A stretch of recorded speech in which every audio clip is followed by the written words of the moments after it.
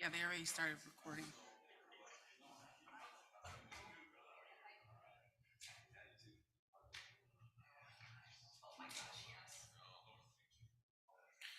Hey, Melody and Steve, are you guys ready, like on everything in your courts? I'm ready. 10-4, yes.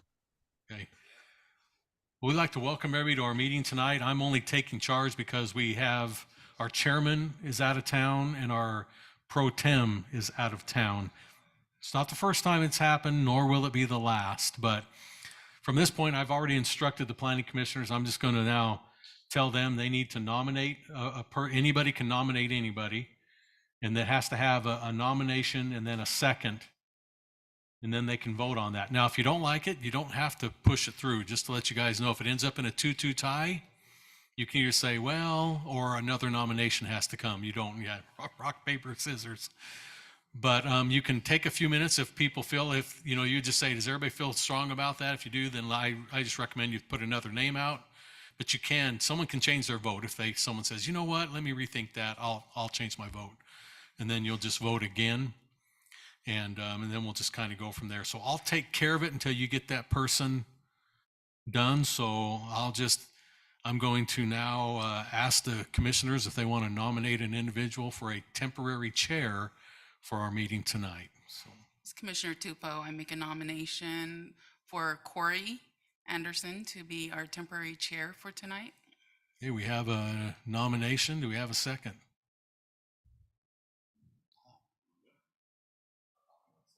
No. They don't want to give a second if you don't want to do it, it sounds like. This is Commissioner Bullock. I'll second. We have a motion and a second. All in favor? Aye. Aye. Any opposed? Okay. You're it. Temporary chairperson, Anderson, the meeting is now yours. I'd like to welcome everyone to Planning Commission, January 18th, 2023. First, we'd like to start off with a prayer by Commissioner Mitchell, followed by the pledge from Commissioner Tupou.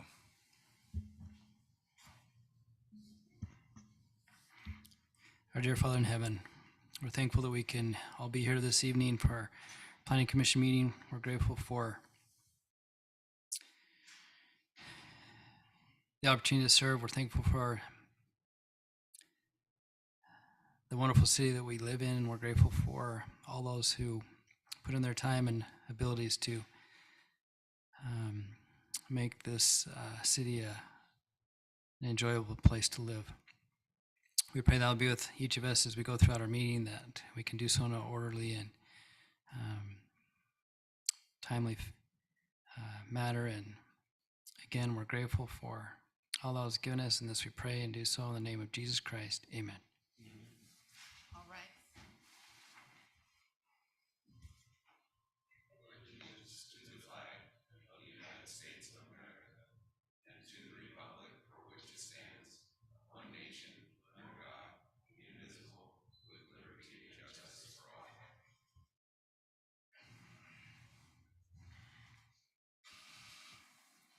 All right. Do we have any agenda items that need to be moved? Or are we good with, anyone want to make a motion to approve the agenda?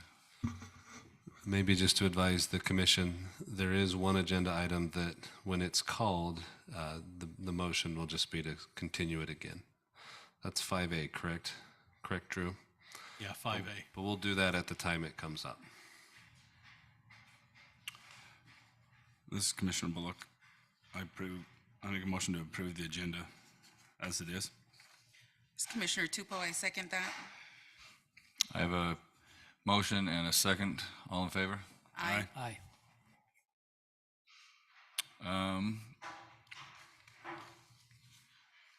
Everyone looked at the minutes from January 4th. Can I have a motion to approve the minutes? This is Commissioner Tupou. I make a motion to approve the minutes from January 4th, 2023. Second. This is Commissioner Mitchell. I second that motion. We have a motion and a second. All in favor? Aye. Motion passes. Any declarations of abstentions and conflicts? None? Okay, looks like no one. Item 4A, zone change, public hearing for consideration and recommendation to City Council for a zone change request Z-22-27 to update the existing PUD-R zoning located approximately 1050 North Main Street, and I'll turn that over to Steph. Hey, thank you. We'll get started here. This is the particular piece in question. It's at the north end of the current Main Street where it ties into Washington Parkway. It'll be on that east side. So it's a little bit flat, but north is to the left on your screen there. And that's again is where Main Street runs into the Parkway at the north end. So I'll get to this screen here and then we'll kind of move forward from there. I'll get into my report.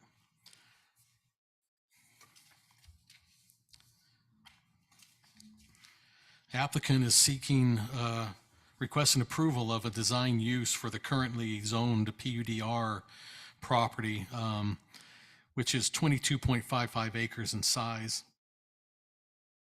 As stated, the property is at the north end of Main Street where it tees into Washington Parkway on that southeast corner. The property has a current approved design and use, which was granted approximately a year ago in January. Some of you were probably on the board and remembered that particular townhome project that came through a little bit different than this one. So again, it already has its zoning in place. They're just coming in to, you can call it an amendment, you can call it whatever, but they want to change the design and use on this, and that's what we're putting forth tonight. So the ownership has changed, and so they want to bring forth this different layout. The PUD-R requires an approved site design before a property can be used for the residential development. The surrounding zoning to this parcel is PCD to the north, Brio PCD to the west, administrative professional and R16 to the east, and then R16 zoning to the south. The general planned use designation is medium-high density residential. This carries a 7 to 12 dwelling unit per acre ratio on it. The development is proposing 9.2 dwelling units per acre. So it's right in the middle of that gap there on that dwelling units per acre.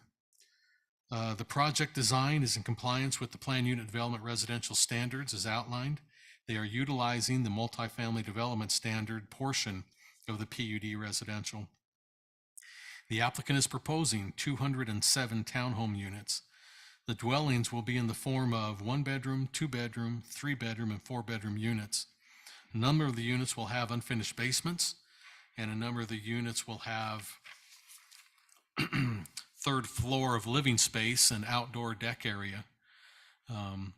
Mostly all the units will have 2-car garages, with a few of them, 35 specifically, single-car garages.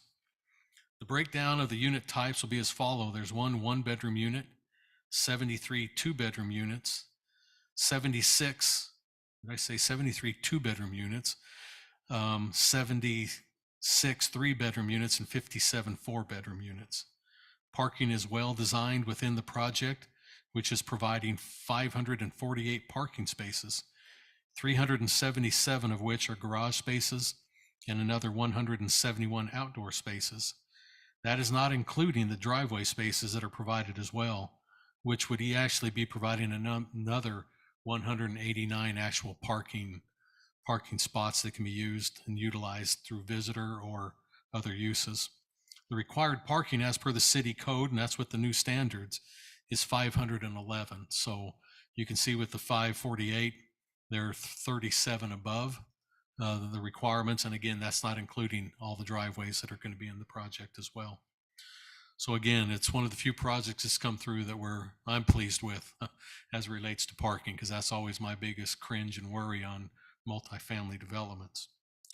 The amenities are in the form of a clubhouse with a large swimming pool, playground area with shade coverings, 2 pickleball courts, 2 cornhole game sets, a fenced-in dog park area, and a walking trail system scattered throughout the open space area, and that's located in the southeast portion of the development. The project is proposing several landscaped open space corridors throughout the development as well.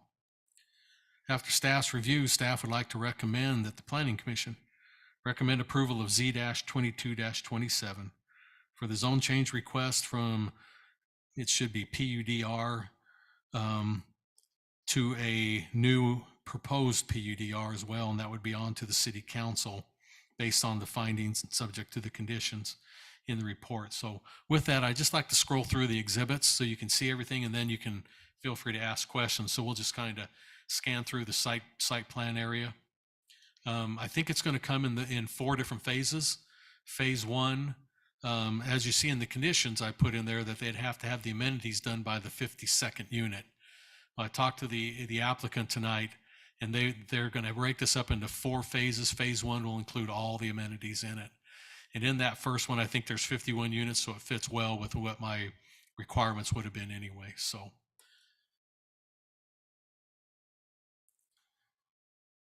just let the computer catch up with these. So this kind of just shows some of the outlines if you follow down, you know, on the different landscape and kind of uses they'll do. Now, again, if you're wondering what this red line is running through the project right here, that's kind of the floodway line. This has got a big drainage channel if you've been up there, and it feeds into what we built as a city with the cooperation of Sitla. The south end of this project is a regional detention pond. And so this is one of the main feeds is coming right through. So that's why there's no buildings in there, but we can have other things in there when and if water needs to go through. So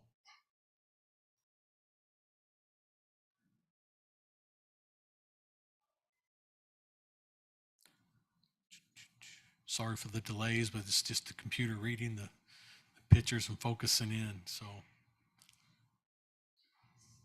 these just kind of break down. This is the fire kind of layout for the fire truck. So they have to turn this in and get clearance on that. That's what those red lines are, is that truck, you know, that they have to literally on the computer drive a fire truck through the project, make sure all the radiuses and everything work.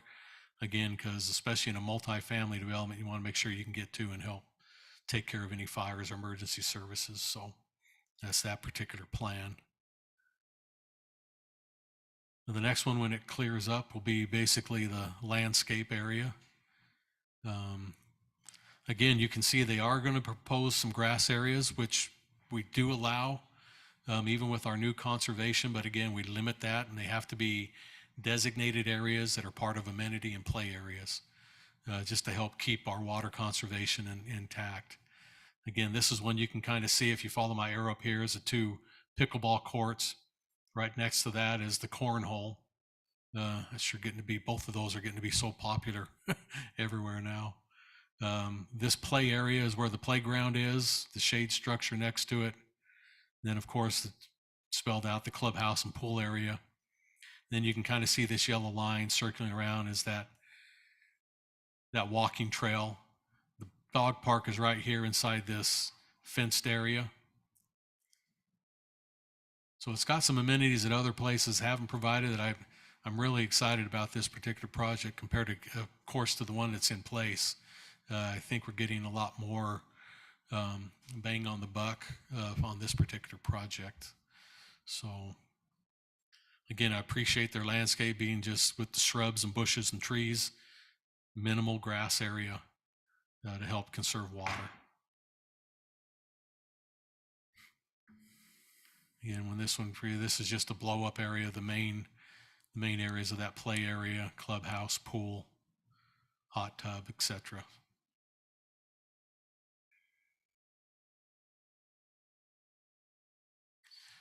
This is just kind of renditions of the landscape through on these particular units.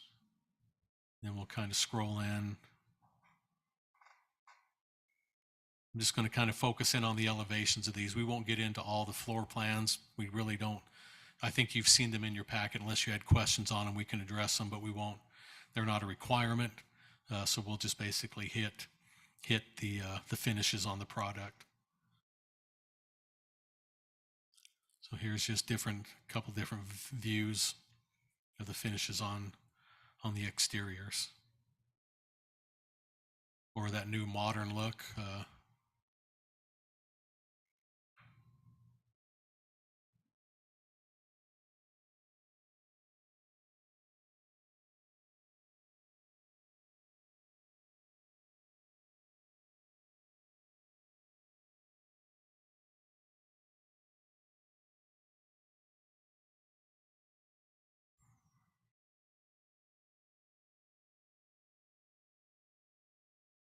So we're getting repetitive on that, but here's pretty much the elevation. So I'm just going to scroll back up to the top.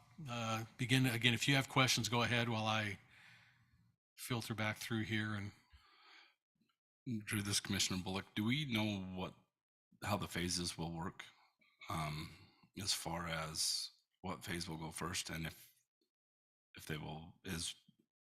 phase one isn't, can we make sure that the road's done in phase one? yeah, well, that's why they draw. This blue line is finishing up the curb, the gutter, and all that on the road. So they'll be responsible. They'll get that whole road. Main Street will be completed out at that point, because they finally got on the Brio side in the last couple of weeks. If you've been up there, they finally got that finished up on that side. So this will be phase one, but then they showed me that actually the blue line will come and include all this amenity area here will be in phase one.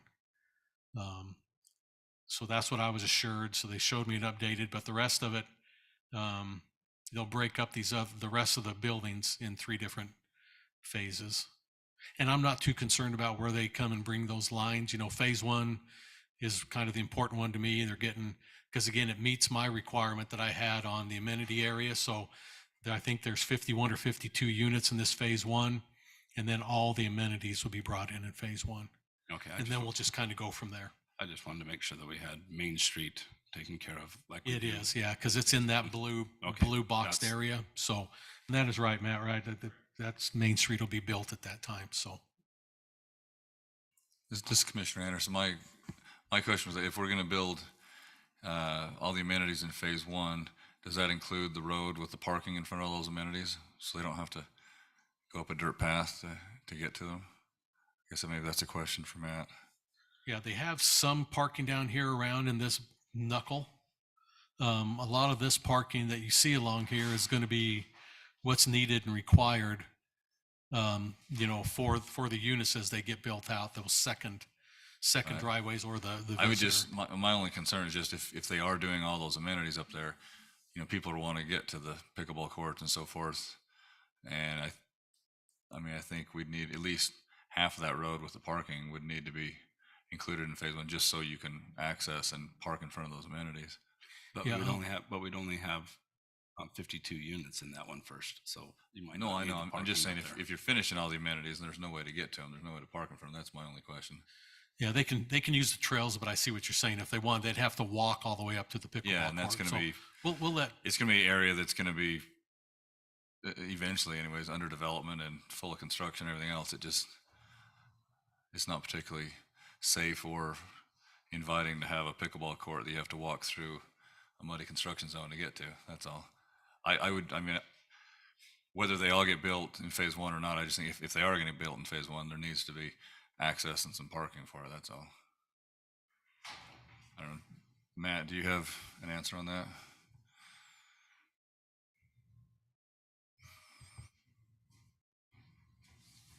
Matt Liu, American Land Consulting. Good question. We do have the owner here sitting, drove down from Salt Lake just now.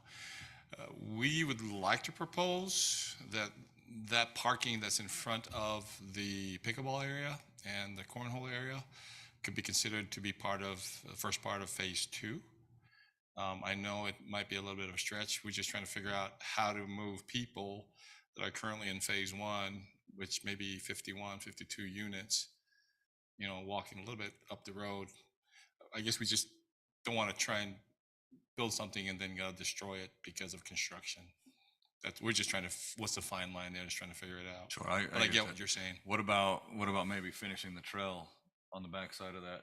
Yeah, Or just so there's at least a walkable yeah, for sure. way to get up Yeah, there. there'll be that's all. trails. I think the only thing that we will probably wait on in phase two would be the actual parking on that side, but the trail and all the open space, the dog park area, and everything else above that will all be put in phase one. So Matt, my arrow's on a trail right here, if you can see it, right, bouncing around. Yeah, and that's the trail I'm referring to. That's a trail, and that'll be built as part of phase one, just not the parking stalls Correct. that I'm tease fine with into, that. so. Just to get access. Yeah, just so they can get people access there. without walking through Makes sense construction. about areas. mud. Yeah, dirt. Well, That's fine. mud would be a good thing since we're in the desert, but maybe not so much all the time. So this is Commissioner Mitchell, and this is just a thought, and I don't know which one's better, to finish it out in phase one, or is it a big deal to wait and do the pickleball and the cornhole in phase two?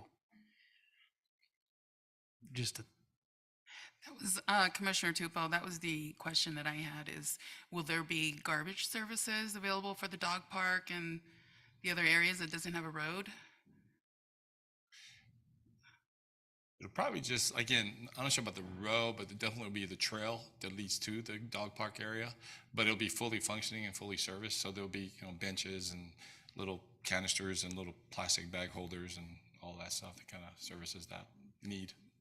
But will garbage services be able to access pickup from that area? Yeah, that will be something that the developer will take the responsibility If for. the HOA that they set up, we'll just have to figure out how to get garbage out of the amenity area. Yeah, how to maintain it and how to keep it, pristine. This is kind of an interesting, again, from my experience, an interesting project.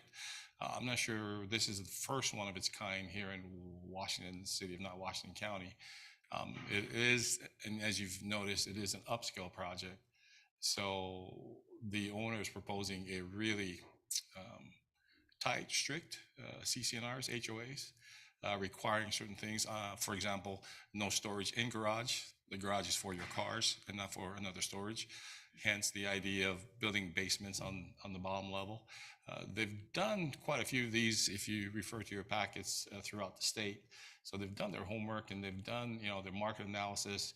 This is a new product, but because of their market analysis, they see that this can be a good product for the area as far as where we're evolving to as far as a community. And there'll be some opportunities there for some professionals to be here and, to enjoy the amenities of resort living. Okay, thank you. Is the grass in the pack, is the grass areas, is that turf or is it real grass or is it? It is proposed to be real grass right now. Obviously, we'll lean towards the new landscaping ordinance there and see what the percentage is at the end of the day and make sure that we adhere to that as far as what our max is. Yeah, I think I'm more concerned about water consumption. And we are too. So everything else would definitely be desert scape, low use water, plant material throughout the rest of the development. But we just thought that certain parts where kids are playing, whatever we are allowed in sod, that we would like to place it in that location specifically. Okay. Any other questions? This is Commissioner Anderson. So on these basements are going to be in-ground basements, then at least the ones that do it, correct? And I'm assuming, are they all going to have like a sewer, grinding pump in the basement? All these. Yeah, I think we've done the civils on that as far as infrastructure, and we've been able to design a system that would fit this specific design with basements in that location. So I think we've covered that base as well in our design plans. So I have a question. I don't know. Maybe this is a question for the owner, but it said that these were going to be rentals, so they're not going to be sold for sale. They're all going to be for rent by one owner. One owner, one company, correct. So with that, not that it really matters, but I'm just curious. What's the logic behind the unfinished basement with future family room and so forth? Is it mostly so they can put storage down there, or is it just so the owner, if the market says, hey, we need more space, they can finish it out? Or I think our basements will be finished, or some of it be unfinished.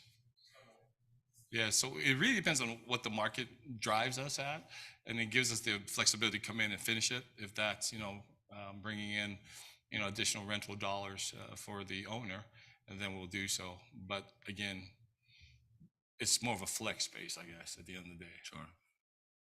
No, I'm just curious. There are not very many in-ground basements in town, so Yeah. just curious. Anyone else have any other questions before we open up to public comment? Thank you. Sure. Sure. Just state your name.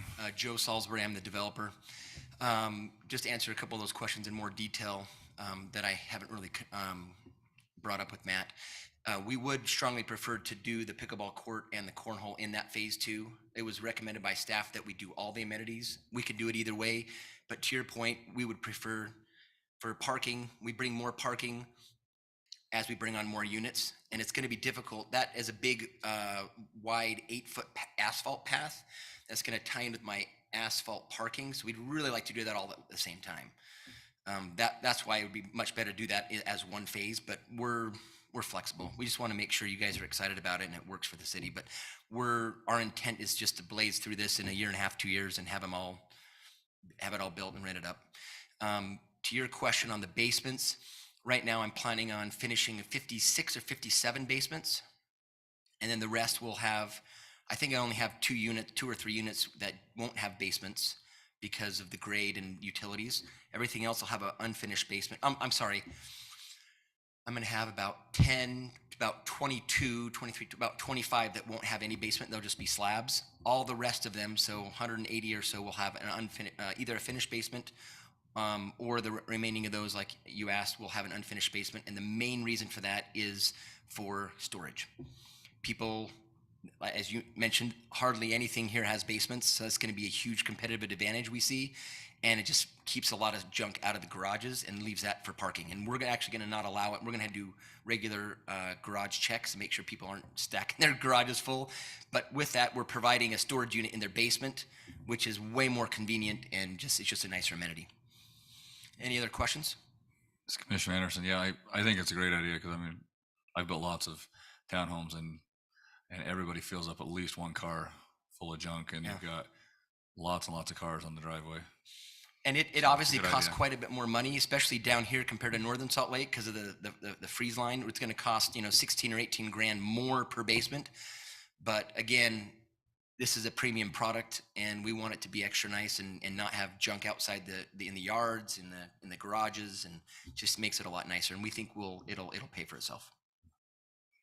Okay, so are you the developer doing the horizontal development, or are you also the builder? Both. Both. Okay, gotcha. Okay. Anyone else have any questions? We'll probably contract to the third party to do that work, but we'll oversee it, and we'll be considered the developer. Sure. Yeah. Okay. Thank you. No problem. Thanks.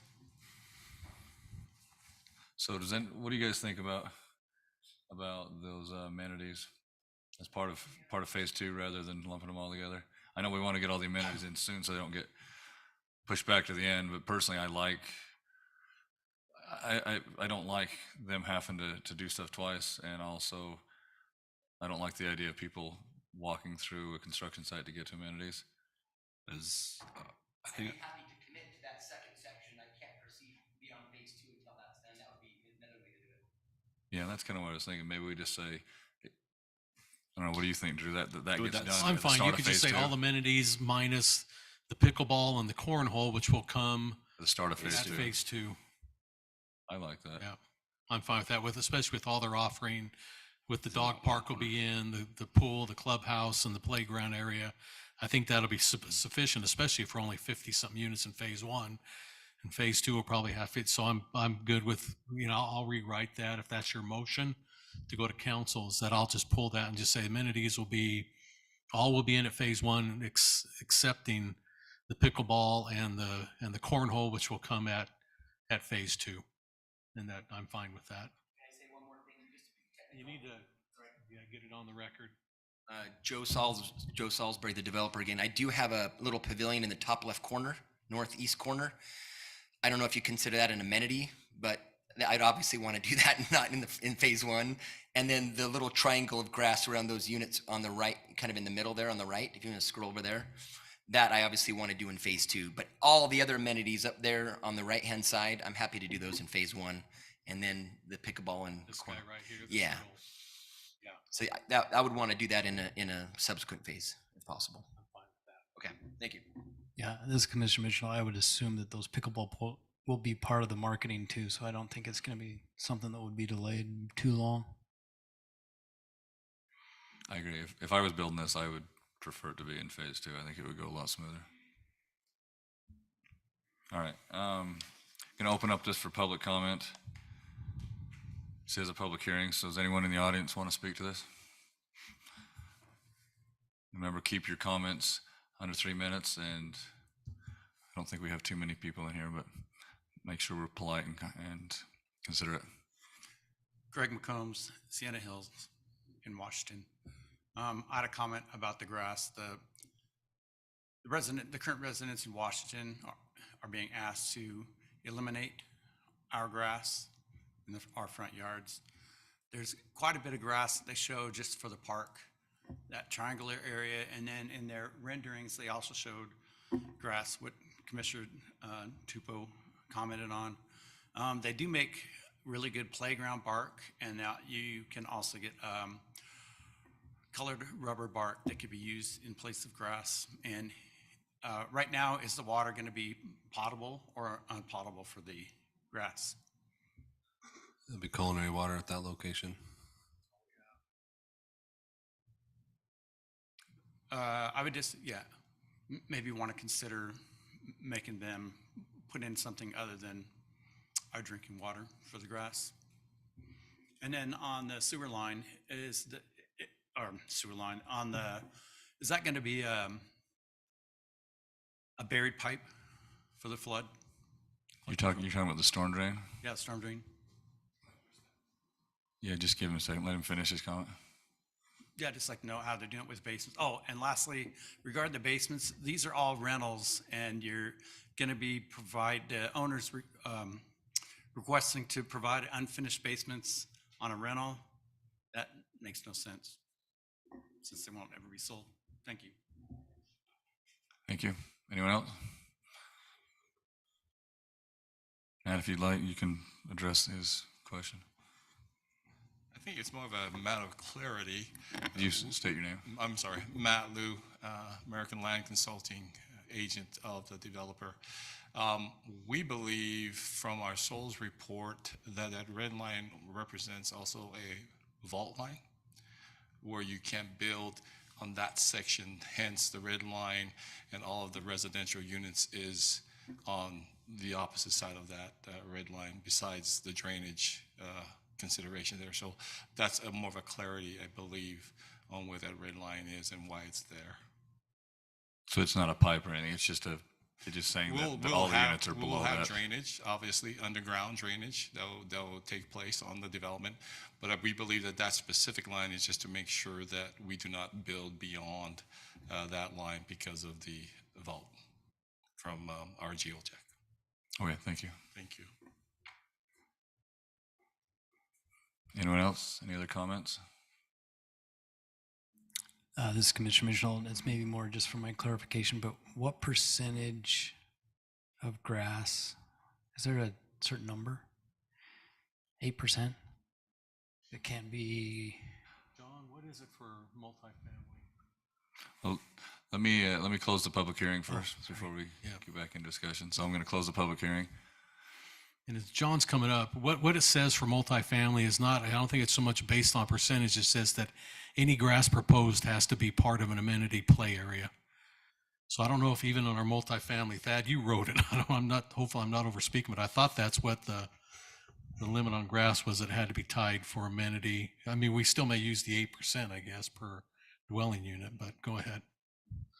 So I didn't write it. Well, I did write a lot of it.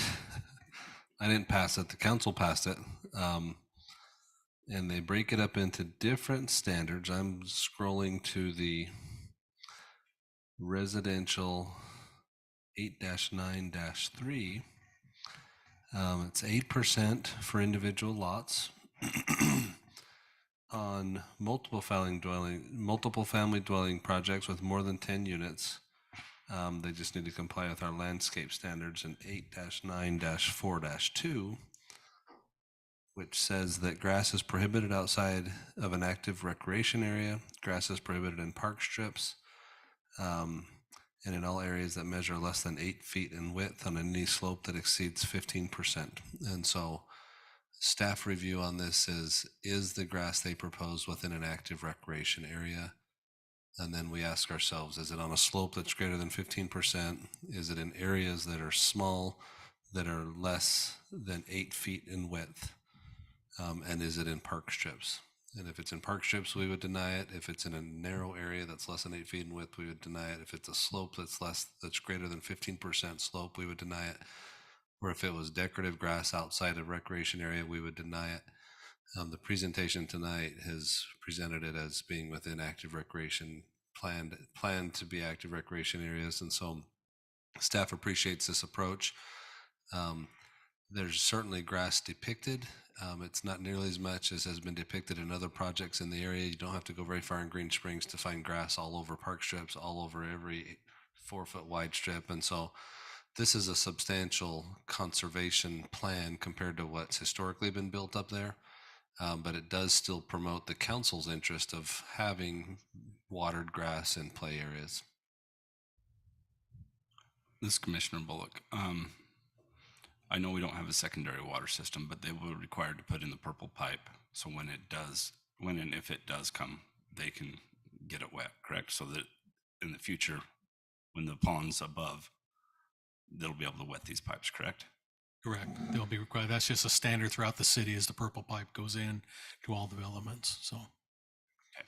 It was just a question that he had. I wanted to make The sure. exact format of pressurizing those pipes has not yet been determined.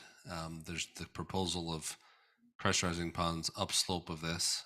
There's also pressurizing from a reservoir that's in potentially Warner Valley, and also pressurizing pumps that bring it from that location up. And so the city does have a plan for a secondary water system improvement that could possibly serve areas like this. But it's new standard, right? All new construction has the secondary use go in with it, so that when that does come available, because that's the long-term goal, is that we don't have to go back and retrofit this stuff. It'll be there and we'll be able to go. Correct. Yeah, one of the large and available conservation metrics is to convert our outdoor culinary water use to a secondary water use, which then prolongs the culinary water pools for indoor and human consumption. And so that's absolutely one of our big prongs for conservation. This is Commissioner Anderson. I do think that, and I guess I'll ask the developer his opinion on this, but I do think that it would help, in the name of conservation. I think that triangle, could be made zero escape like the rest of it. It's not really a play recreation area. Obviously, the other section is it's a park for the community. You could even take the triangle right next to the clubhouse, make it part of the landscaping if you want to reduce 2 areas of lawn while still maintaining the park around the play area. That would be my recommendation. Do you have an opinion on that as the developer? Yeah, Joe Salisbury, the developer here. I have considered reducing that larger area down by 20 or so percent, and I still think we meet the intent of the code, and it's going to be a little bit lesser grass. I've actually got a plan, maybe moving it down to the right side of that building right below the playground. So right when you get out of your car, you can go right into the playground over the grass. I would really like to keep it in that triangular area because that's a really safe place. A bunch of those units front onto that. So it'll be, kids can just walk out. That'll be premium. If it's rock, they're not gonna be able to play there. I think that's not as open as the other side, but it's closer to the interior. I think that'll be a gathering place for football, soccer, toys, and so forth. So I would propose to shrink the bigger area and keep the triangular area. That would be my personal opinion based on how our residents use these amenities and the grass in our communities. Okay, thank you. This Commissioner Bullock, I think if they're meeting on landscape ordinance, I think they should be fine. I think the triangle piece, like the developer was stating, is good because if there is young kids, it's kind of fun to, or a little bit older, they might want to play there versus somewhere else. This is Commissioner Mitchell. I agree. I think if we eliminate all grass, then it eliminates the kids going out to play. So I feel like it's good to have a percentage there to enjoy.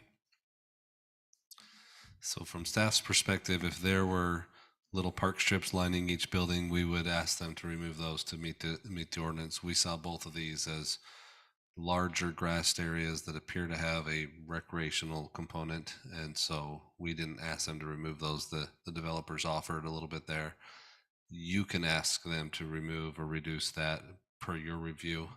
I did want to share with you, there is another provision in the conservation ordinance that says that if secondary irrigation water is available, they shall connect. And so the city council recognized that there would be projects like this that may not have it available at the time they're built, but when it is available, they're required to connect their outdoor water use to secondary. And if you want my perspective, the only one I'd eliminate is right here next to the clubhouse. Everything else with 200 and what'd we say, how many dwellings are in here? Can't remember now. Is it 207, right?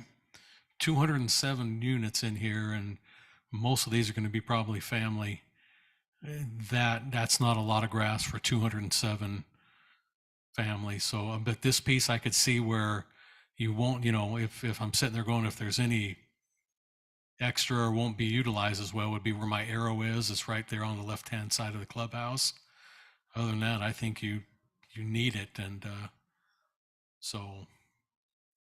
and the council still will visit this, so you can make your recommendations as you see fit. But, as staff, I would, if we're talking about taking pieces out, I don't want to take too much out.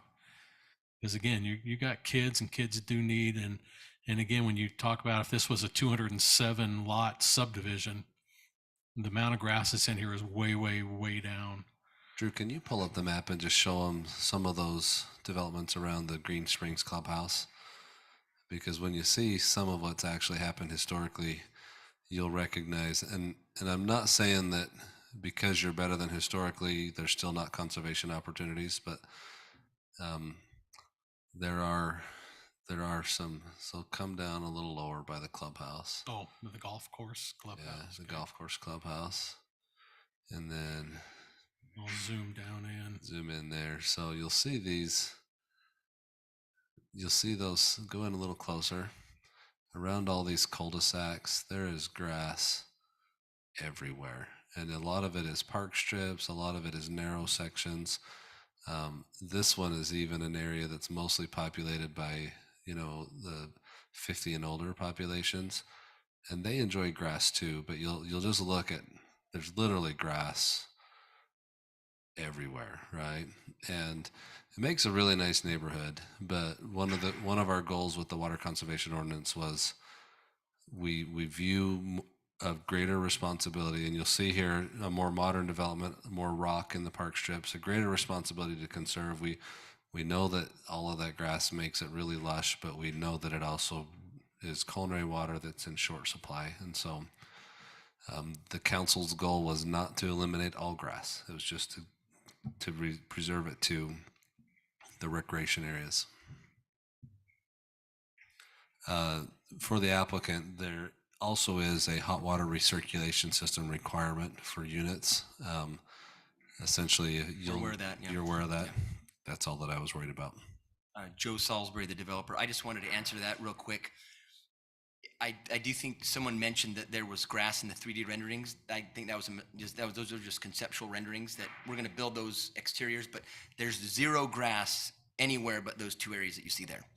So no park strips in between the driveways and between the sidewalks. Everything below that red line, minus that little triangle, is all going to be xeriscaped. And I would be happy to commit to reducing that green area around the playground by at least 20%. So I'm happy to, if you want to make that in your motion, I can at least reduce that. But just so you know, I'll only build what's shown there around the playground area minus 20%, and the triangle and grass and everything else will be rock or decorative landscape. That's xeriscaped. Any other questions on that? This is Commissioner Anderson. I have a question about the pool. Are you going to be putting an automatic pool cover on there for when it's not in use, like at night or whatever? Or I guess with the flared end there, it'd be kind of hard to do. So are you giving any thought to that? Just if we're talking about water conservation, there's quite a bit with using a pool cover versus not. The idea with the flared area that I didn't I label it because I'm still working on my budget, but the idea with that flared area is to make that a splash pad. So it'll be a zero entry splash pad that flows right into the pool. It's all one kind of body of water. So in that case, I don't think we'll ever put a cover on it. Okay. Just some food for thought. If you did make it one giant rectangle, even with the splash pad, you could use a pool cover like at night. And Great idea. there's actually quite a bit of, I mean, I've built a lot of pools and I've just watched, and there's quite a bit of water that evaporates without Great a idea. pool cover as opposed Okay. to with. So, Especially in this hot and climate. that probably saved money too, just in terms of Yeah. heating and so forth. It saves actually a lot of money in your heating. Okay. So Great idea. you could accomplish that pretty easy if you just made it a rectangle versus flared. Okay. Great idea. Thank you. Anyway. This is Commissioner Tupou. With 8% in grass, I prefer not, with that many units, not decreasing I don't think it'll make that big of an impact. Just leave it as is. This is Commissioner Bullock, I agree. I think there's not a lot of grass there for what it is with that many homes. It meets the standard. I think it's good. I wouldn't change any of it. Okay. All right, thank you. So we ready to make a motion? And maybe let's just make a motion to leave the, to accept out the pickleball court and what, cornhole area and that pavilion area, and have that be part of phase 2. Yeah. This is Commissioner Bullock. I make a motion to approve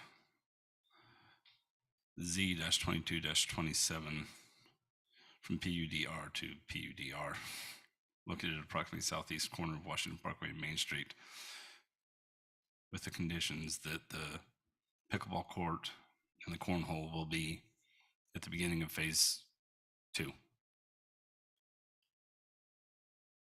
With 10 findings. Wow, I screwed that up.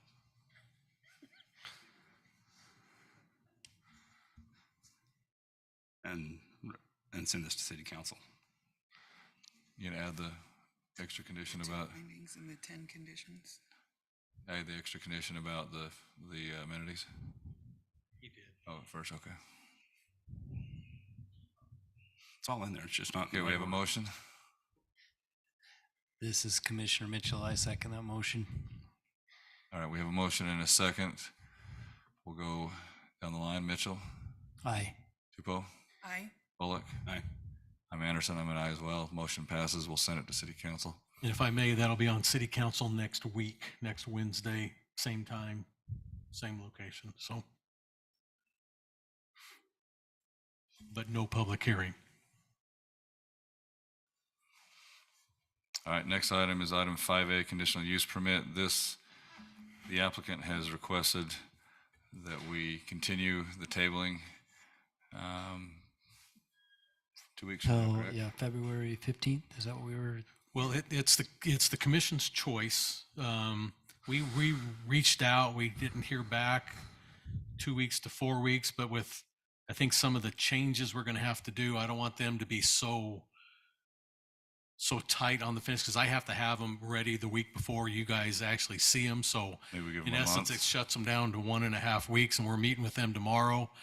I just assumed be it pushed to the 15th of 15th March. of March or February. February, sorry. Yeah. Is it the 15th? I think, yeah, it should be the 15th. 18th, isn't it? Yeah, 15th. Because it's the first. The first is you have a meeting on the 1st, and then it'll be 14 And days, Melody? so the 15th. Can you verify the date? 2 meetings from Yeah, now? February 15th. Did you hear that? February 15th, you mean? Yeah, we heard you, February 15th, yep. All right, can we get a motion on that? This is Commissioner Tupou. I make a motion to table item number 5A to the meeting on February 15th, 2023. This is Commissioner Mitchell. I second that motion. All right, we have a motion and a second. All in favor? Aye. Aye. Motion passes. Item 6A is a public hearing for consideration and recommendation to City Council for an ordinance amending the city general plan to update the affordable housing section and the reference goals and objectives in the supplementary affordable housing plan. On this particular item, I was talking with Thad, and I think we need to table this for 2 meetings from now and at least have one more meeting where we can discuss it, where we're talking about. Corey had mentioned because of its length, he had hoped to maybe just have a kind of a work session to talk it over. Do we have a time period that has to be adopted by, Drew? We do. Eldon, what is that? Because it's state regulated and they're giving us time to do this. Eldon, what was the date that we told we'd be done? That's the only issue I have with it, is we're under a time frame. So The other option is we might just move it to one meeting and then just build the agenda to provide some work time on that before they're asked to, pass it. Just make sure the agenda has space to work through. Even if we moved it to the next meeting and maybe we come in a little early and we yeah, just I talk have about no it problem beforehand. doing a work session at 5:30 if everybody's okay with that. Gives you some time. I'd just like to discuss it a little more before we vote on it. You good with that? I think. Yeah. Is that going to be all right, Eldon? Because Yeah, I'm trying to look at the date. The state actually emailed me today, and I did not see a date on her email. We are crunched with time on that.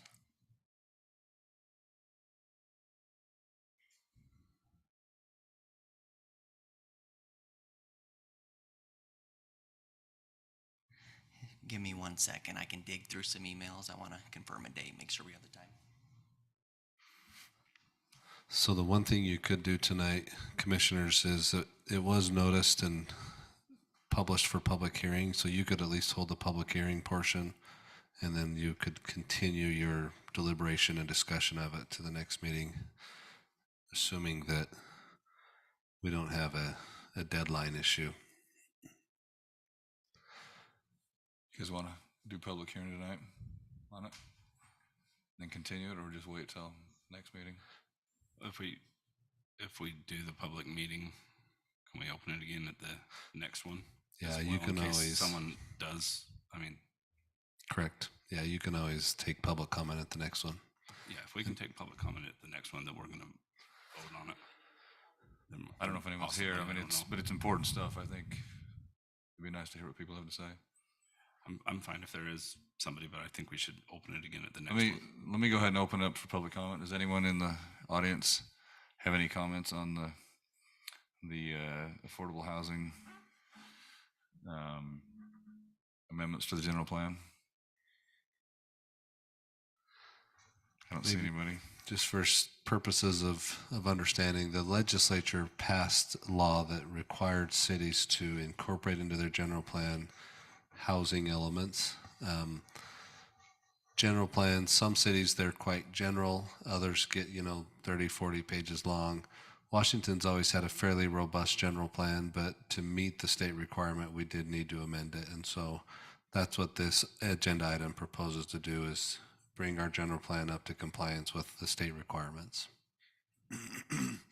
In essence, the legislature is asking cities to include in their plan solutions for obtainable and affordable housing. Okay, so I'm going to go ahead and close the public hearing for now and turn the time over to Eldon. So we need this to be adopted through City Council by February 16th and submitted to the state. So February 16th is a Thursday. So we could do it next meeting. Why don't we just push it to February 1st and we can come in a half hour early and have a work yeah, meeting? the only issue with that, I'm just telling you, because the council, then they're under a Not to tighter meet window. the week after that, yeah. A tighter window than what you've got yourselves on.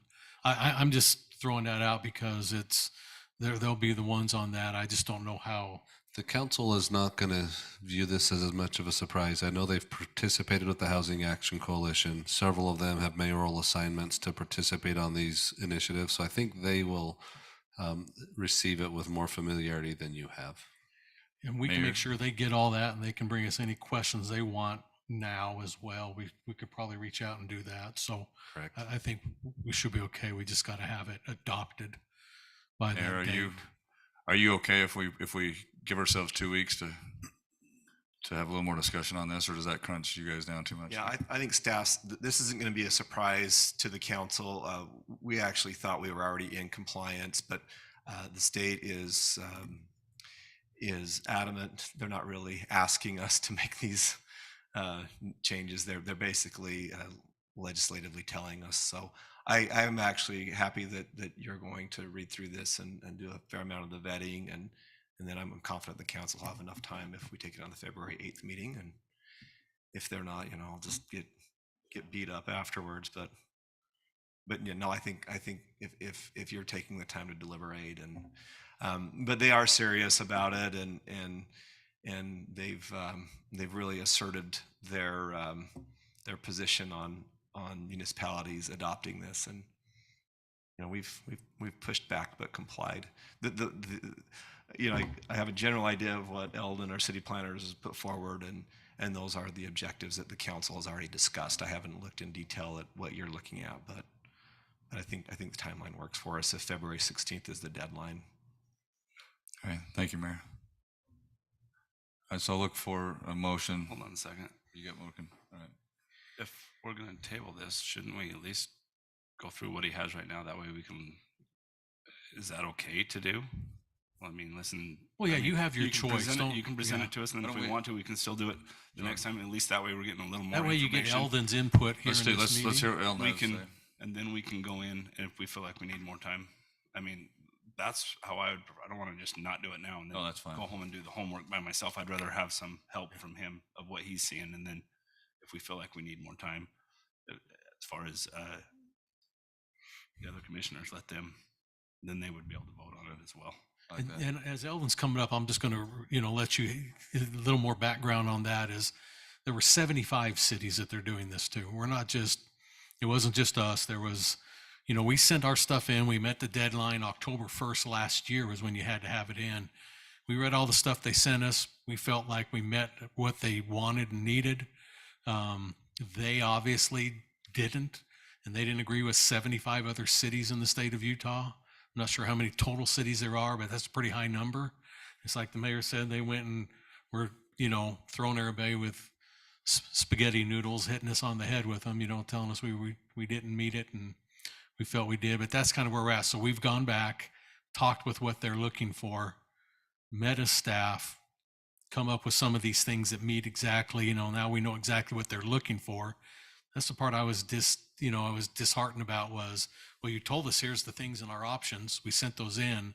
Now you don't like it. So they, I think they've learned a little bit too, is this is evolving in the state of Utah. So that's just a little bit of the background why we have to change these strategies, and they have to be a little bit more in detailed about how we're going to report. So I'll let Eldon take it from there. Steve, can you let me share my screen? Go ahead, are you on?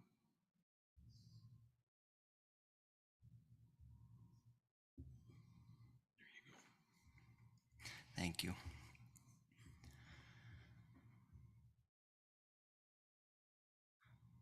So how would you guys like me to proceed? I can read through my report, present what staff has discussed and what Yeah, we're let's- presenting to you. Let's do that, and then To do that? Okay. if we feel we need further discussion, then we will. You bet. So on August 24th, 2022, we submitted 3 strategies to the state to gain compliance for this moderate income housing report. They have since reached out and want us to be more specific with our benchmarks that can be measured. Staff has met, incorporated changes, and worked with the state to ensure that this proposal will satisfy state requirements. So our 3 strategies are as follows. Strategy 1 is to create or allow for and reduce regulations related to internal or detached accessory dwelling units in residential zones. And with this, our implementation plan and timeline is to create a process to track the building permits that are issued for internal and external accessory dwelling units. So we can numerically count and identify how many of these accessory dwelling units are coming in through the city. Number 2 is to integrate internal and external dwelling unit count into the building department tracking spreadsheet. So just to formalize that process and make it official. And number 3 is to review city code regarding internal and external accessory dwelling units, looking at our parking requirements.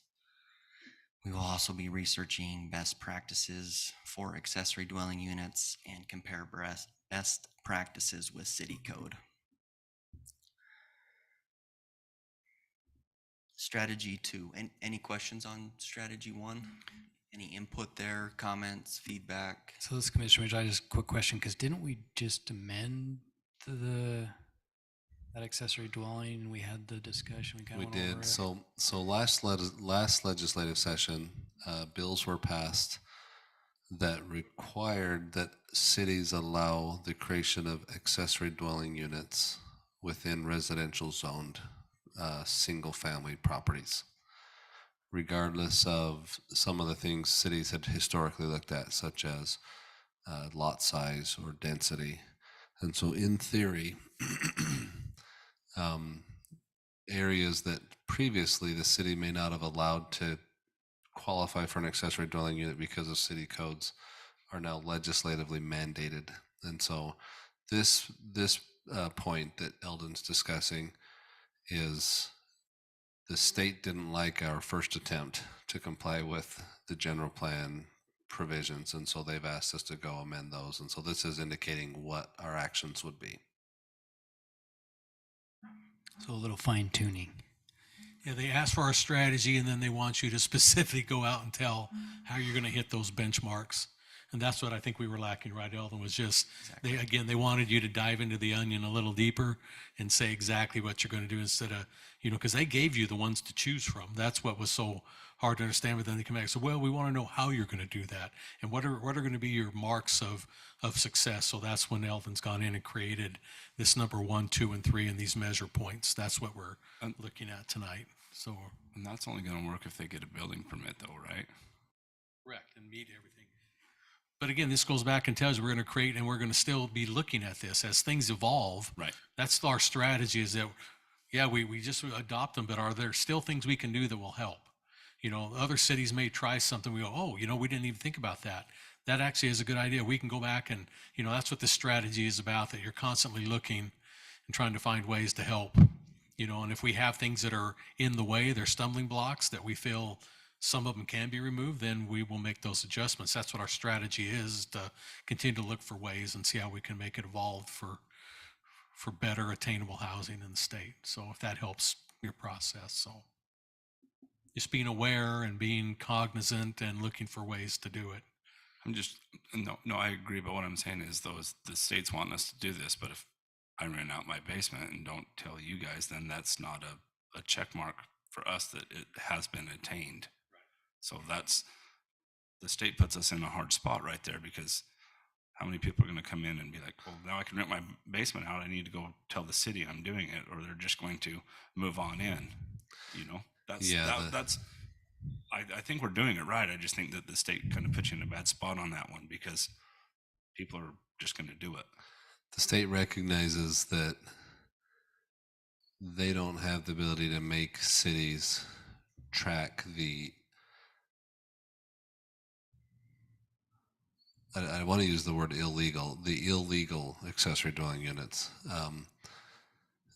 which we acknowledge there's a lot of. We don't know how many there are, but there's a lot of houses that have rooms rented without compliance with our accessory dwelling code. They want us to report on at least those that have come to us and permitted for that. Okay. They acknowledge there's still a lot that exists that aren't permitted. Commissioner Anderson, so I mean, what is the purpose of tracking this, and how does that how does that help affordability? Because, I mean, the only thing I can see out of it, it might be useful. Like right now we say, oh, there's this many single family, building permits and there's this many multifamily building permits. And it's like, it's just another category saying there's this many accessory dwelling units, but does it do anything beyond that as far as, Well, or I other think it than does just- because they have to be under the assumption they're zero.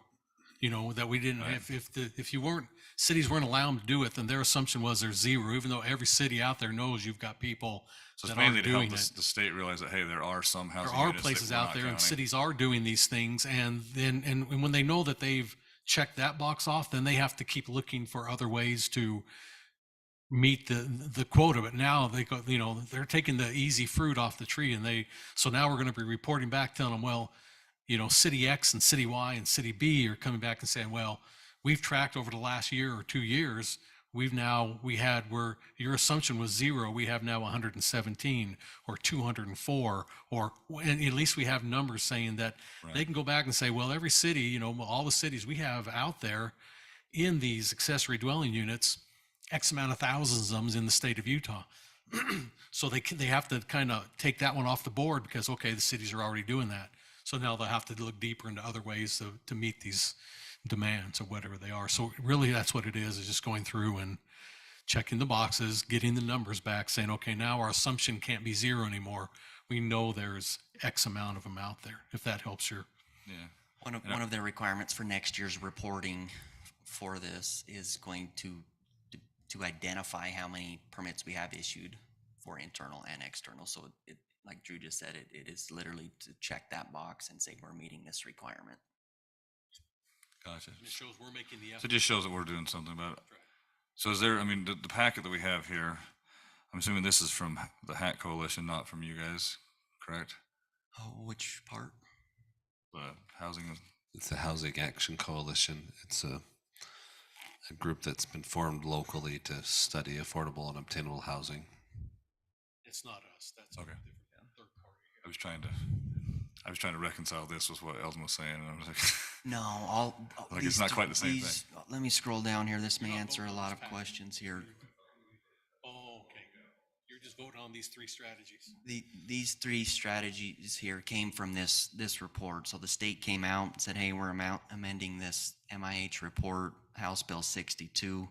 They gave us these strategies A through X, said Washington City pick three and adopt them into your general plan. We as staff have met and feel like these three strategies are the direction that the city's heading, and we're most likely going to be able to meet those requirements and stay in compliance with the state. So with this clarification, I don't have the packet that Pete and Corey are looking at, but now that we understand that, these are two different things, right? What's in our packets and Yeah. what's and what Eldon this is is why I explaining. thought we needed to push the conversation, is because Informational. this was sitting right in front of me. I'm like, oh, we're voting on this big, huge thing. That's why I was like, oh, I think we No. need some more time to discuss. So potentially, if we go down through this, do we? And we might be fine tonight. might be yeah. fine to just. Sorry, that's done. why I had said that, is I thought we were working on this packet. Over, it kind of helps. So Yeah. I didn't know that's what you thought you had to vote on too. Great question. I think they were left over from city council. Yeah, they two weren't weeks actually there ago. for you, I don't think. So I know the motion said housing, affordability, and this said housing They were- affordability packets. I was like, okay. Jordan has presented They were last brought, city were council. they left meeting. here or brought here? I don't think they were up here all week. yeah, sorry. Yeah, somehow they got brought here. Misinformation, They confusion. had the same name on everything. us as the I motion, totally so I'm get like, where you're okay. coming from now. It makes sense, but those are not. That's why you don't have one, because they really weren't of 'em. giving them. Yeah. They Well, were the- left over on the table. We apologize for that. The HAC, the Housing Action Coalition, studies these same issues though, and so it's, there's commonality. Yeah, we have, our public affairs officer is a influential leader on the Housing Action Coalition. We've had council members and mayor that are participating and contributing to their outreach to cities and to developers to try and find ideas to provide housing that meets all of the sectors of demand. That helps you guys a lot, and not knowing that's not what you're having to.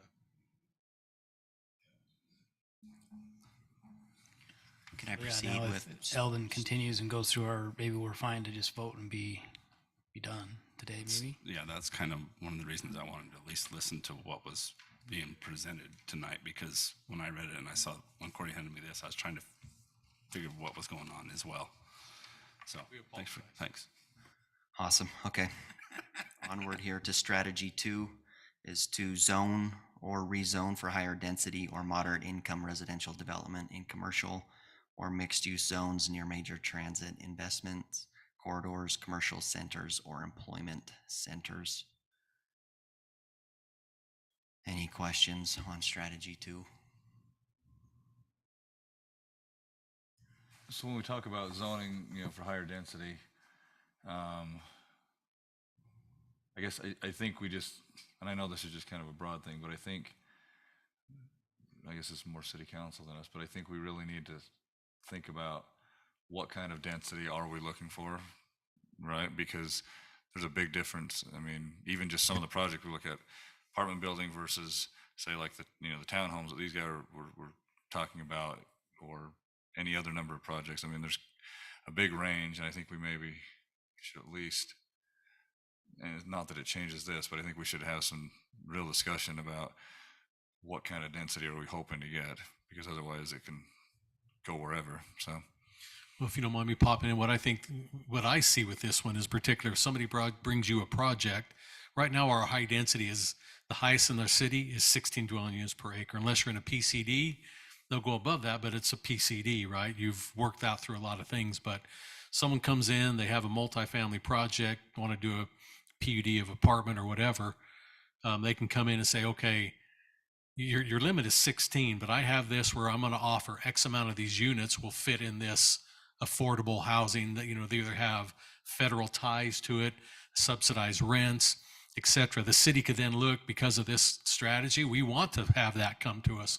We can say, you know what, we are going to go above our 16 because you're giving a percentage of these will fit in this. So we'll go up to 18 or 20 or whatever, the proposal might be. We can, because of this strategy, people just say, oh, you're just willy-nilly throwing out higher densities. Now we'll say, no, somebody came in, we have a strategy in our affordable housing plan that says we need to look at zone or rezone for higher density to meet these things. It gives us that leeway to go above our 16 in a PUD, because now we're getting, some extra points out of that, and it helps people in the community to have a cheaper place to live. now would that be for selling the units as lower, more affordable housing, or for rent? Well, that's where you're going to have to look at it as a planning commission, the city council, and say, if it's just for selling, you may not want to go as high, because again, it's always the first buyer gets the benefit. That's what I I'm wish worried it about, could is be it- passed on to buyer number Be 2, nice. 3, 4. But people that get it because of affordable housing credits, and essentially what we're doing, if you do this, is the additional housing lowers the lot cost, which then subsidizes the fact that the builder or developer is losing money on those units. It Right.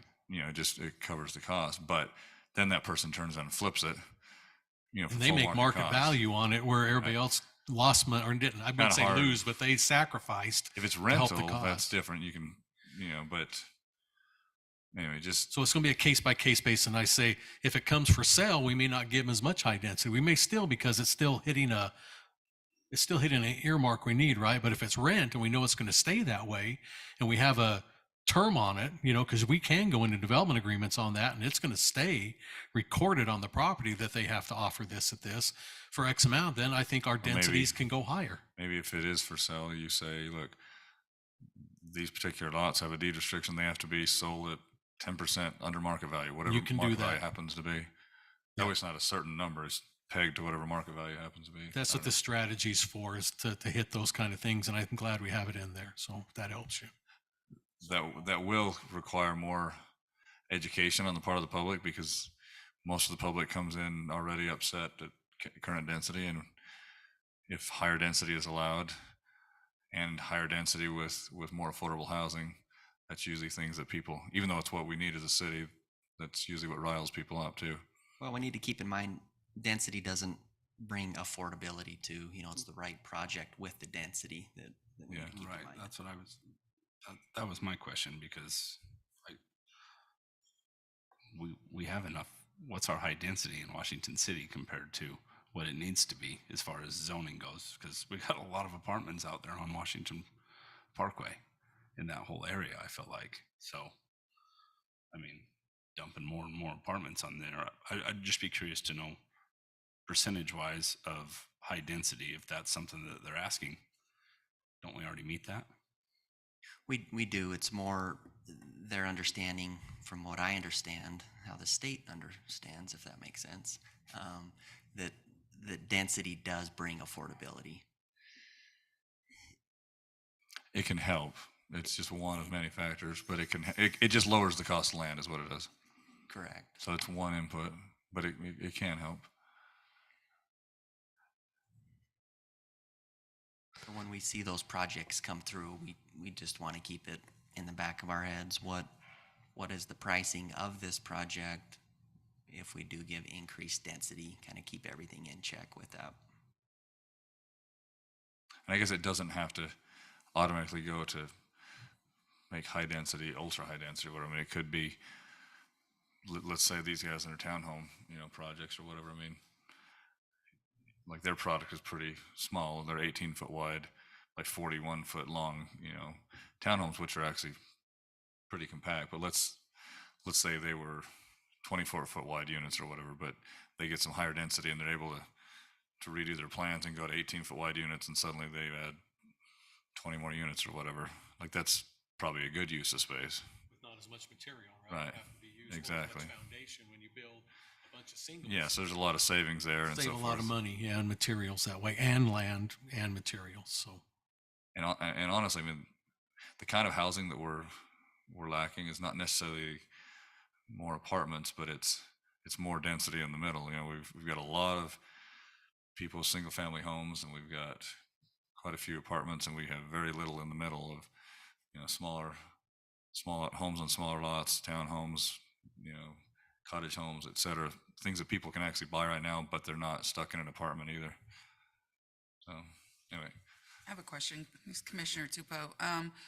Is there a limit to how many projects we would want to do of that in the city? Because, I mean, I hear high density and then I think, oh, everyone's going to want to come in and get approved under that and throw it up anyway. I totally get what you're saying, but no, it isn't. That's why I use this term and people don't like it sometimes, but it is, the facts is a case by case basis. I think it all depends about location, what need, what is it gonna, who is this going to help affect? You want to throw all that stuff. You're not just going to say, oh, just bring us any project, we'll go and build. I think we can be, with some of these strategies, is look at each one. And that's what we talked about in here. It says, as we put, we're going to look at this thing and start a process, and that's what one of our strategies is. We're going to create this over the next, what'd you say, by the end of 2025. So we're going to take that and just kind of, we can start molding it the way that we want. So it's not just anybody come, anybody get. It's going to be, here's the criteria. You think you can meet this? Here's what's out there.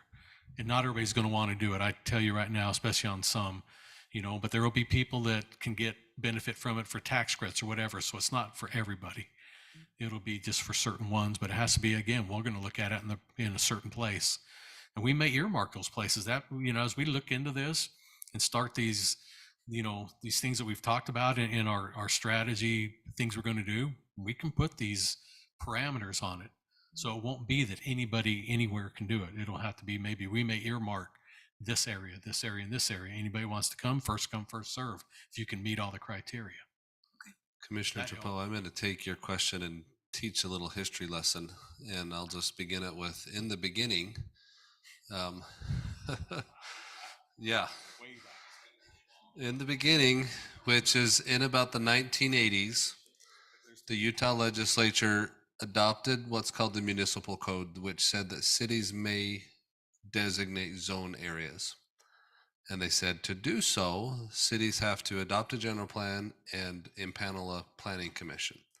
If they did that, the cities could identify zones within their areas. And so that created a funnel, which is responding to your question, which is what are the limits? So since the 80s until about last year, Our limits were, what does the general plan say can be put there? What does the zoning say? And so those were funneling down limits.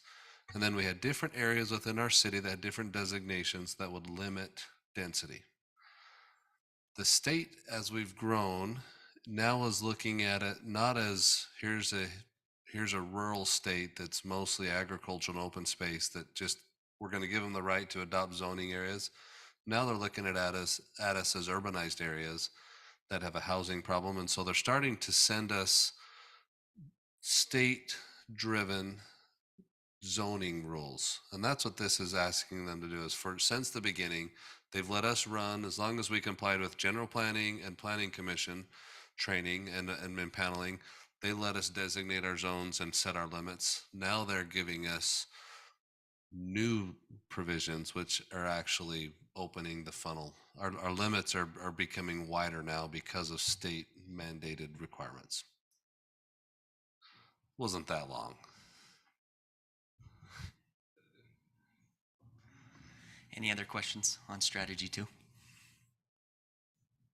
I'll move to strategy 3, which states amend land use regulations to eliminate or reduce parking requirements for residential development where a resident is less likely to rely on the resident's own vehicle, such as residential development near major transit, investment corridors, or senior living facilities. We haven't identified or have any major transit corridors in our city, which is why I underlined senior living facilities is the area that we want to focus on. Look at our parking within the senior living facilities to possibly reduce the parking, reduce the cost for the elderly to live there, and promote that affordability for our seniors is what this strategy is geared towards. Any questions with that? So I'm just thinking, like in some of the bigger cities, a lot of the parking is underground. Is that kind of the direction that they're... It was just a thought that came. Are they going to, start to require that, especially on senior living centers? A lot of them park underground. Well, there's always the stipulation out there, or I don't know what you want to call it. I don't even know the best adjective to use for that, but everybody thinks cities make people overpark, number of stalls, etc. In some cases we do, but then we have places we go and take them and we say we're way under. Look at all these people parking everywhere that live here, and there's not enough in there for them to park. So there's always that, give and take, what's best, what's not. But that's why, they have found in senior citizen quarters that, if you meet the regular norm, like if it's just us in this little group right here that we're looking, we know there's going to be X amount of cars, but as you get older, sometimes you don't carry 2 cars or 3. You only got 1.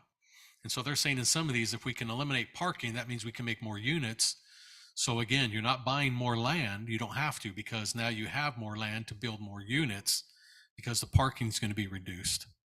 So I can get more units available for people, older folks, seniors, to live. That's, again, they're trying to get every extra place to be able to allow, people to live.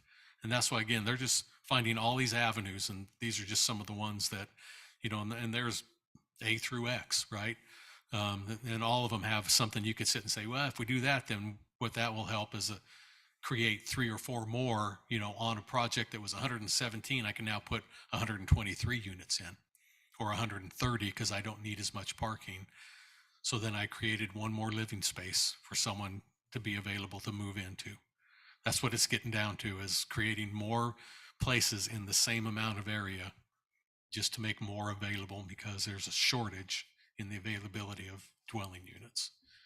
I hope that kind of is a summary. I look at all of them, and when I look at what the state's doing, that's in essence what's happening in the state of Utah. They're just trying to create more units, and they're asking the cities, go back and look at your stuff and try to take away these stumbling blocks, these walls that have prohibited, and open up a little more for people to add 3 or 4 or 5 or 7 more units per development, so we have more available. This is Commissioner Anderson. This one I think could actually really, really help the city. like this is probably the best one out of all of them. Honestly, I would do more than just this but on the same line of thinking, because I look at a ton of these projects all the time and try to see if I can make something pencil or not. And usually, especially with multifamily or anything like that along those lines, it's almost always the parking that makes it not pencil. It's very, very often the reason that you cancel a project. There are numerous projects in downtown St. George with infill that lots and lots of of investors and developers looked at trying to figure out how to develop it and do things that the city wants to happen, but because of parking code, it doesn't pencil. Tons of projects. One thing I think that could really be helpful though is that right now we base our parking on parking per unit, right? But the thing is, especially in multifamily, now in single family that kind of works, but in multifamily, the number of cars people have is directly related to how many bedrooms that unit has.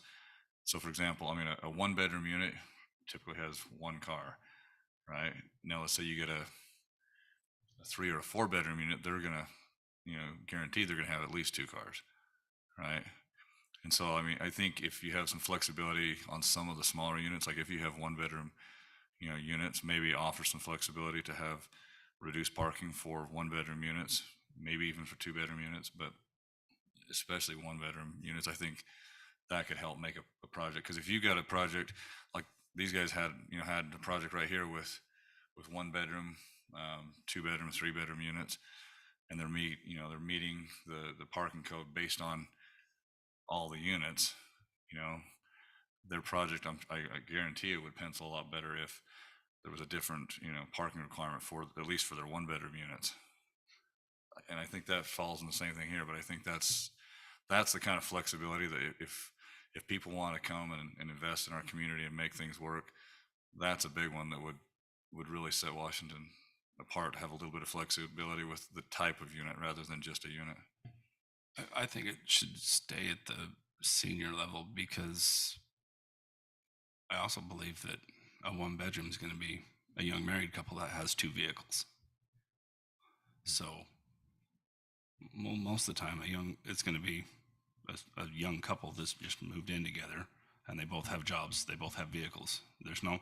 If there was a public transit system or it was more walkable around something like that, then that's where we come in with the leniency, like this says. But to look at something like out in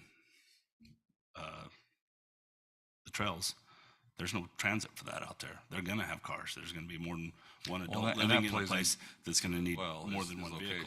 Obviously, that plays a big part in it. But and that's what I think is good about this is it gives it the ability to look at it case by case. Because if it is the senior center or if it is somewhere that's the transit.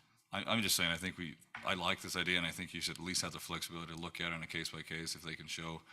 I build tons of these, and the minute you go to 2-bedroom, 3-bedroom, yeah, you have quite a few. 4 bedrooms, they're going to have probably 3 cars, but on 1-bedroom, the majority of the time they do have 1. It's just because most 1-bedrooms in town are people that are unmarried, et cetera, and it's just how it is.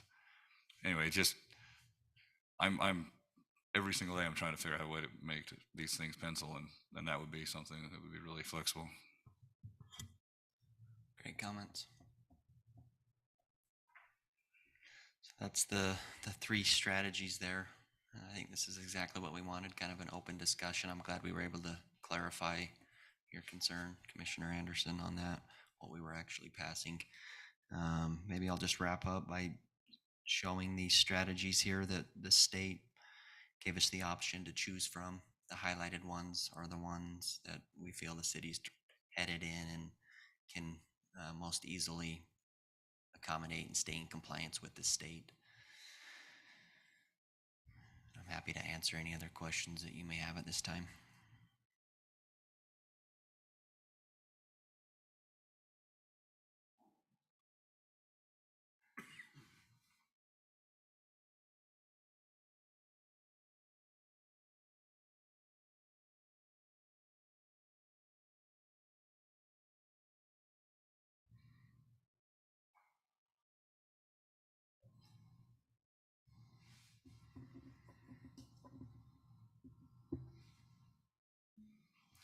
Are these additional things or what are these? They're all options. Options, okay, gotcha. So the ones you've highlighted, Are the ones you selected? those are the ones you selected. So Or 1, 2, and 3 that we just 1, 2, 3, and then the rest we'll leave on.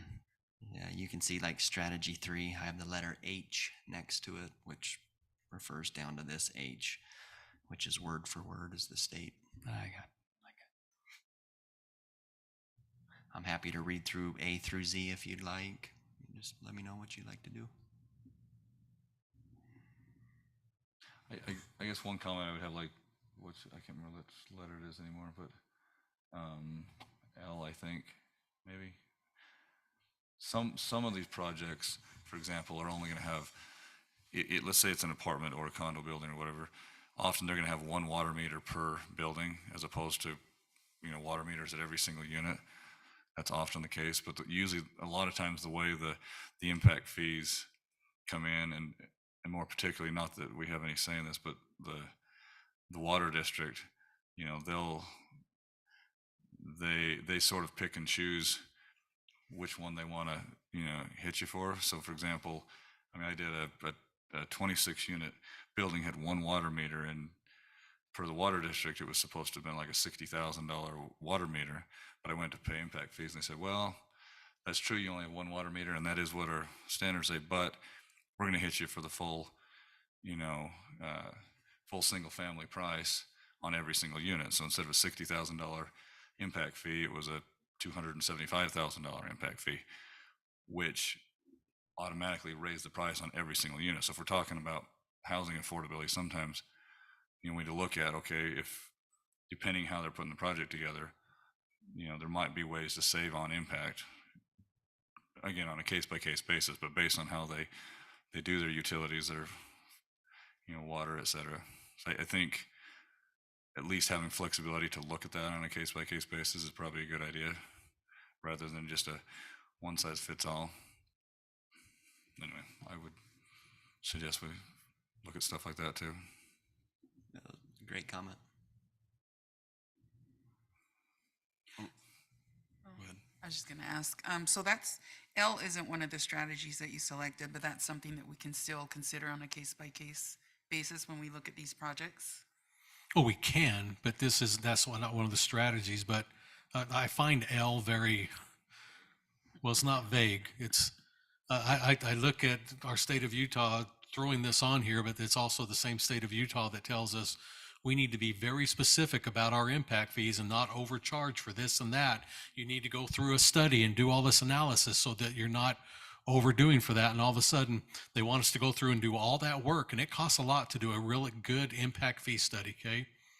So now they're saying, now we have to show exactly what that impact cost the city on any given water meter, dry, whatever it may be, sewer line, all that. We have to go through all this extensive stuff. So we're showing exactly what the cost is. So now they're asking us to come back and reduce or eliminate hard cost on impact fees of what they're made for.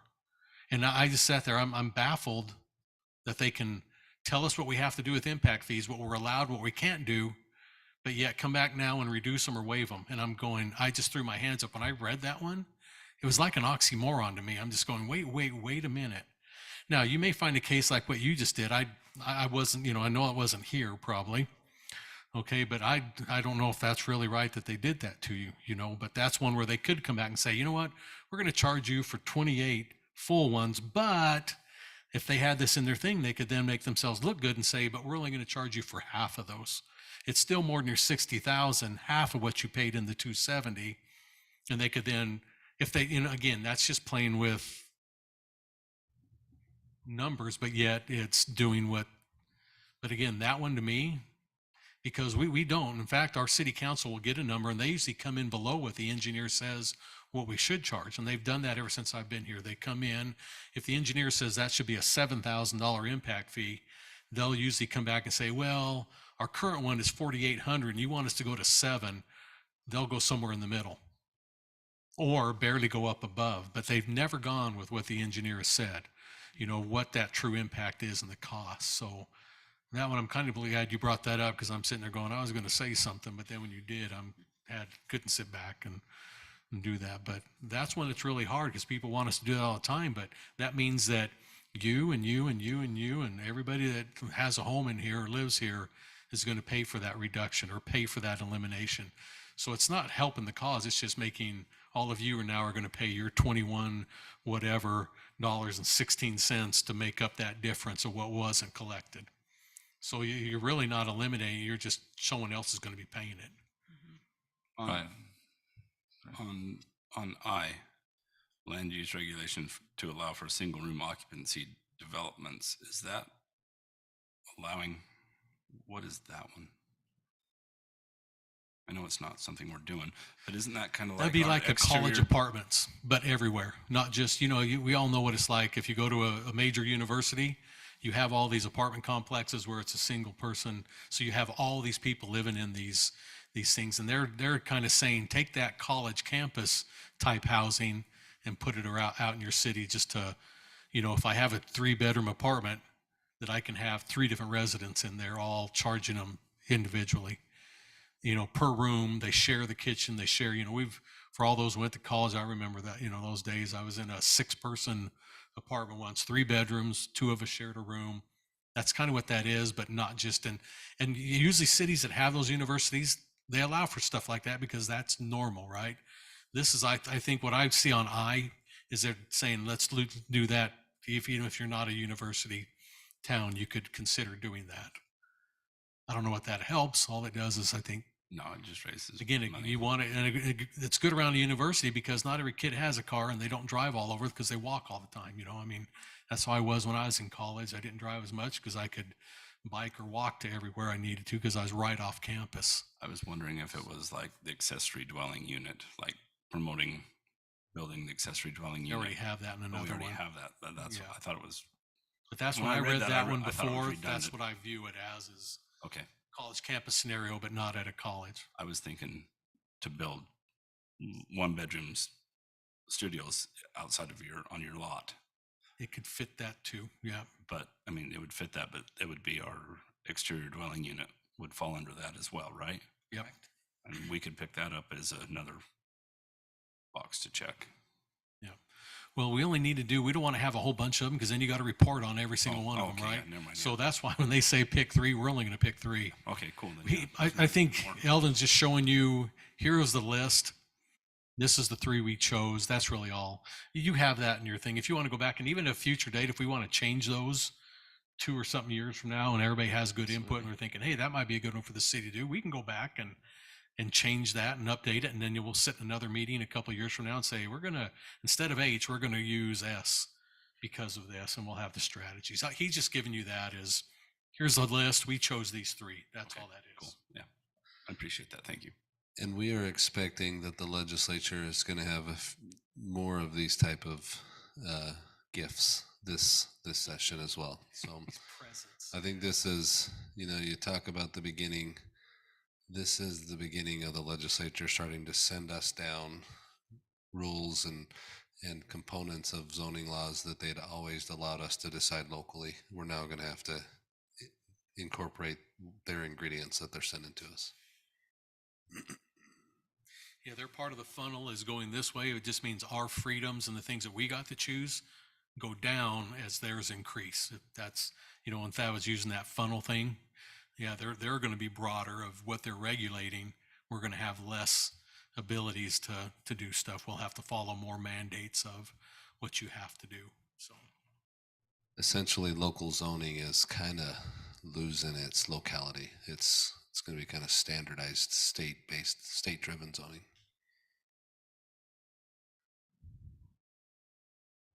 Thankfully, it's not. Well, it impacts existing built properties. The accessory dwelling unit directly impacted already zoned, already built properties.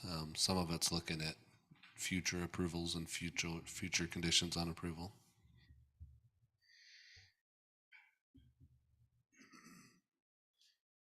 Thank you, guys. Appreciate your time. Thank you.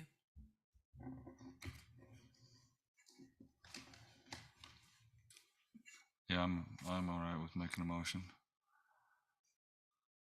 Do you want to just mention that you're withdrawing the discussion on continuing this item's withdrawn? I don't, we didn't make a motion on it. Did we? We just discussed, so we didn't. Talking about it. Okay, so you're good.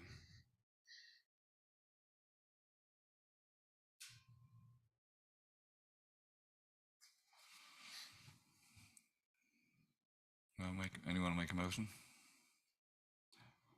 Just to approve the, Yeah. Strategies as outlined is what I'd say, yeah. this is Commissioner Bullock. Make a motion to approve the 3 strategies provided by staff and send this on to City Council. It's Commissioner Tupou, I second that. I got a motion and a second. Mitchell, Aye. Tupou, Aye. Bullock. Aye. I'm Anderson. I'm an aye as well. Motion passes. We'll send it on to City Council. And I think that is it. A motion to adjourn the meeting. This is Commissioner Tupou. I make a motion to adjourn the meeting. This is Commissioner Mitchell. I second. We have a motion and a second. Meeting is adjourned. Good work.